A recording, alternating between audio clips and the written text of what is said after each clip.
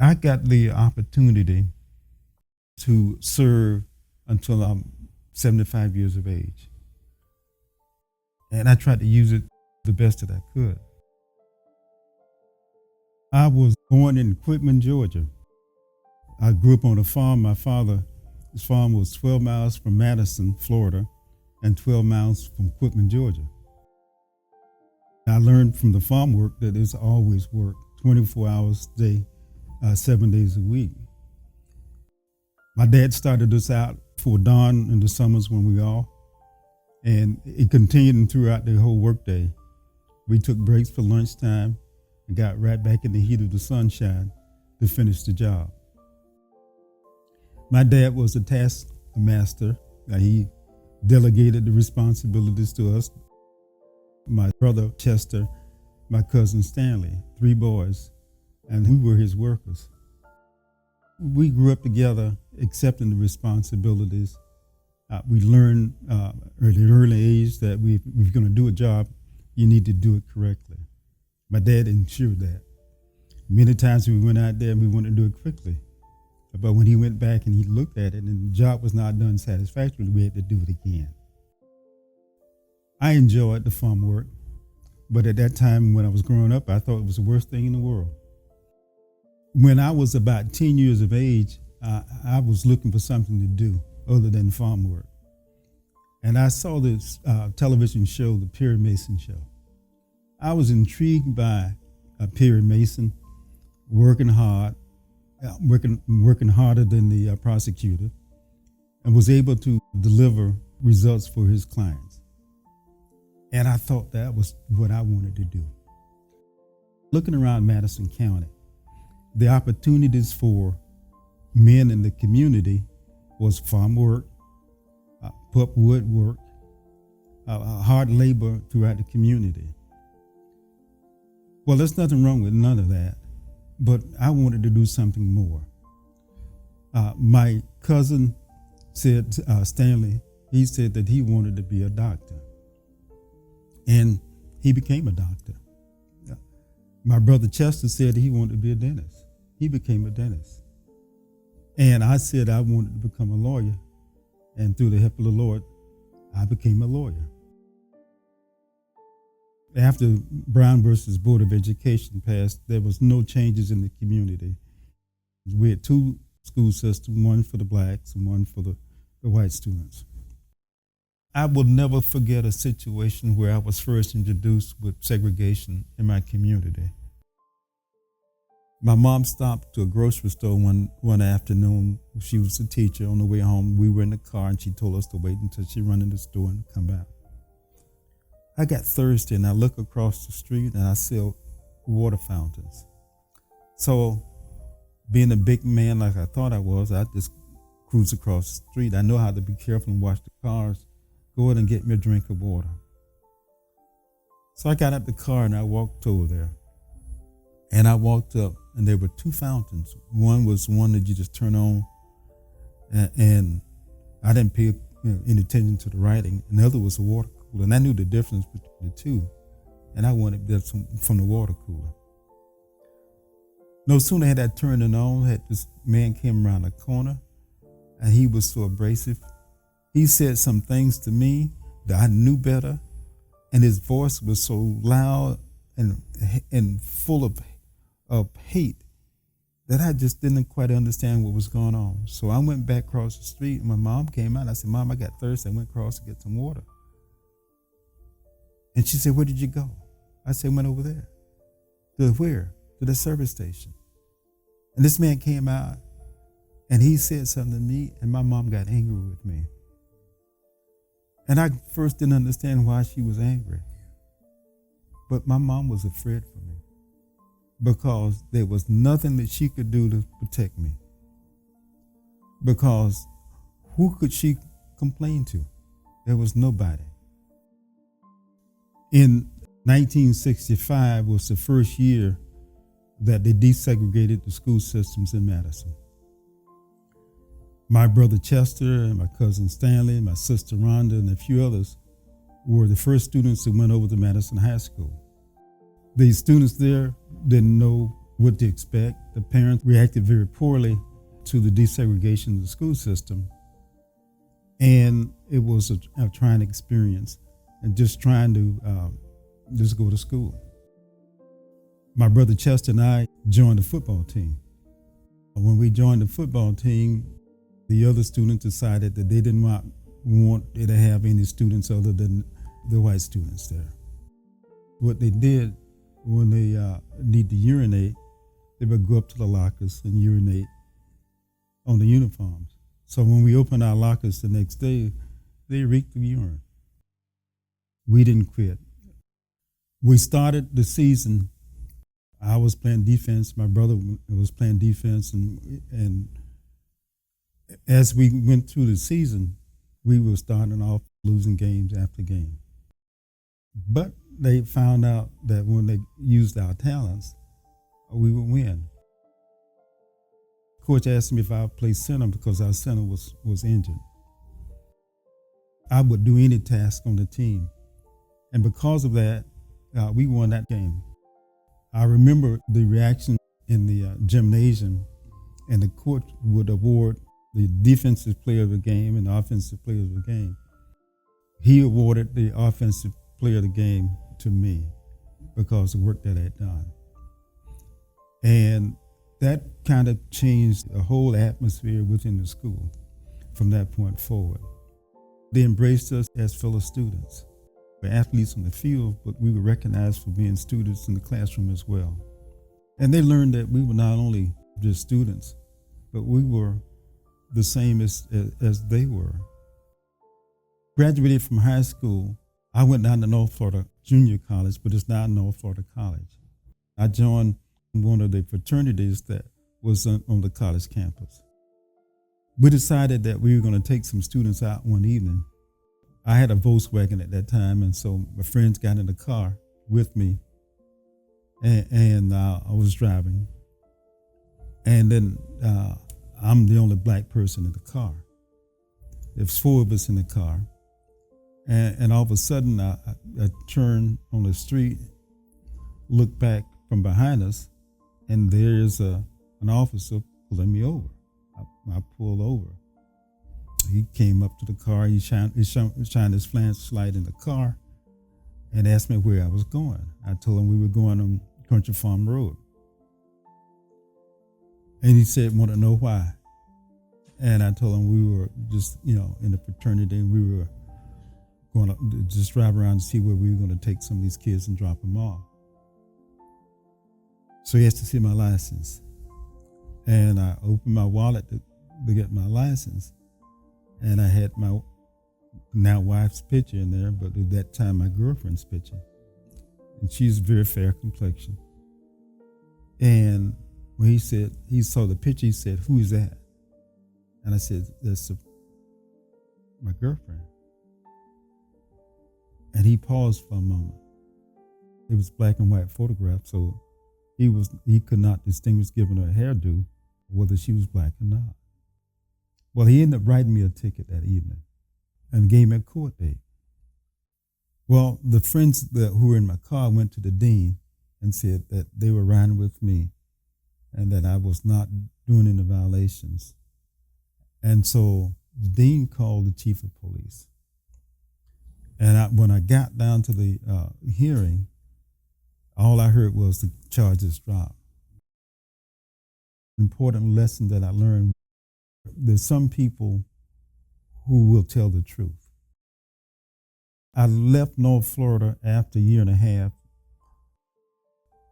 and then we went on pursuing my career at Florida State University. Then I got drafted, January of 1970, in my senior year at Florida State University. I decided at that time that since I was going to go in, I got a deferment to finish my senior year. And my focus was on law school. I had been accepted, and that's where I wanted to go. I said, well, if I'm going in, I want to go in as an officer. So I joined ROTC. And I'll be honest, at that time, my focus was on law school, and I wanted to be a lawyer. And I was thinking I could see myself getting no benefit out of being in the military. Well, I was wrong. Graduating and getting a commission as a second lieutenant, and I was sent off to Fort Sill, Oklahoma, just as I was finishing law school. I enjoyed it. I mean, I did very well at Fort Sill. The Army started growing on me. I came back. The closest unit was in Avon Park, and I was in Tallahassee. The dean of Florida State University College of Law, the assistant dean, was also the commander of the military police unit here in Tallahassee. So I got a call from him one day. I understand you've been commissioned. I said, yes, sir. He said, why don't you come join the 400 military police camp? And I'm thinking, well, that's not really something I want to do, but I tried it. So I went there and I joined that unit.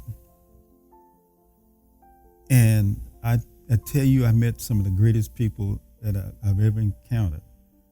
They saw those bars on me as a second lieutenant, and they really wanted me to be successful. I got a job working in the state of Florida.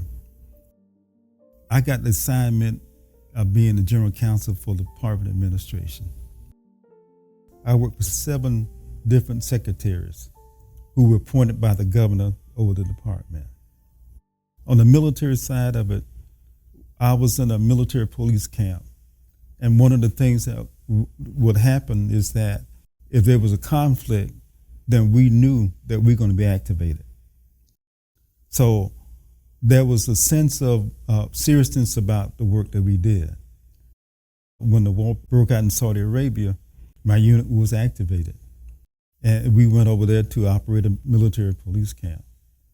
By that time, I had been not only enclosure commander, I had been the company commander. I had just gotten promoted to major when we went over there. The most difficult part was just leaving my kids at the time who were without me. I recall it was early in the morning hours, and I went to kiss them. Yeah. And I remember my daughter, she just grabbed me. Didn't say anything. She just held on. And I knew the feeling of what she was expressing at that time.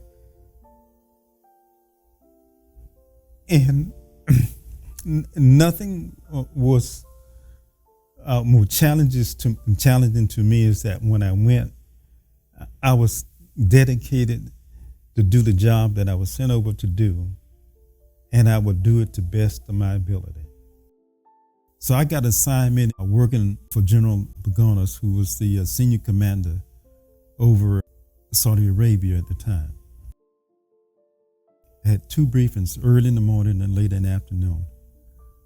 And during the course of the day, I had to collect information to brief him in the evening. At the end of the tour, we were given consideration for recognition.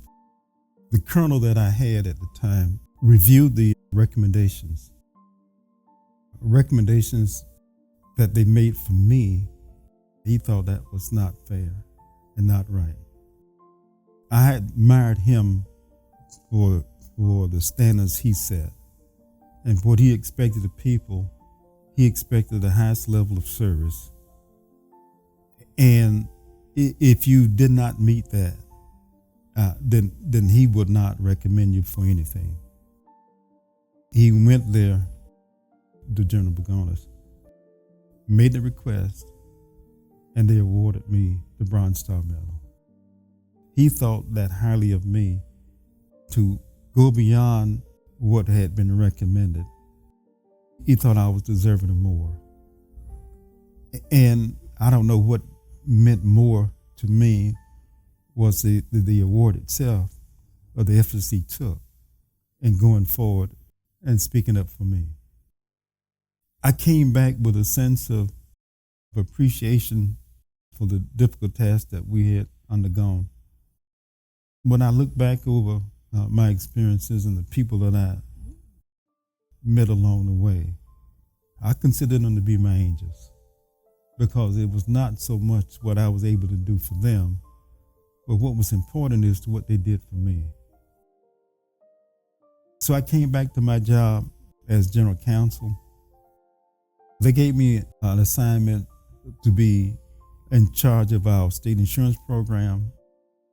And we were at that point where they were trying to develop the deferred option retirement system, commonly known as the DROP program.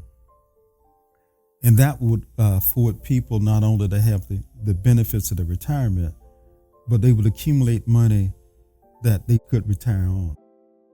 We got that DROP program in place.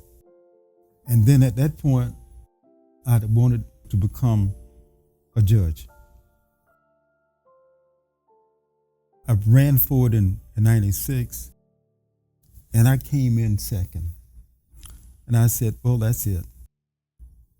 But little did I know that a year later, a position opened up, and the governor appointed me to the position.